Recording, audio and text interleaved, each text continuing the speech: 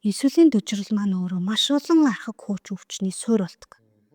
За энэ бол мэдээж даралт ихсэх өвчин, чихэн шижиг, за үүнээс гадна юу байдаг вэ гэхээр илэгөө өглөх, за дээр нь нэмээд одоо тэнэгрэл, дээр нь нэмээд одоо харвалт, шигдээс, тэгээд одоо үр тогтох эмгийг нүдний одоо шар биеийн сүнрэлж гэдэг юм уу гэх мэт юм суцсны шалтгаантай эмгэгүүдийг үүсэх үндсэн эрсдэл болдог учраас бид нэр за нэг энэ бол надаас хол тийм би сонсоочгүй нэмгэг гэж бодож болохгүй.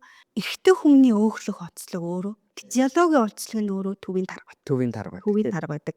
Нэг үгээр хэлбэл дотор эргэтэнд байдаг одоо нөгөө өөх тус заддаг ферментүүд маань илүү их идэвхтэй ажилладаг учраас эрчүүд голдуу төвийн таргатай байдаг учраас илүү их нөгөө худас хатуурах хэмжээг өндөр байдаг. Тийм ч учраас яадаг вэ гэхээр одоо 50-аас өмнөх наснд эрсдэл хийцэн үүссэн байдаг. Тэгээ бид нар нөгөө яриад байдаг зүг зүгээр яж хагаад харвчих юм аа. Ямар ч зөөргүй байж хагаад гинт өвчтөн гэдэг игнэр рүү ордог.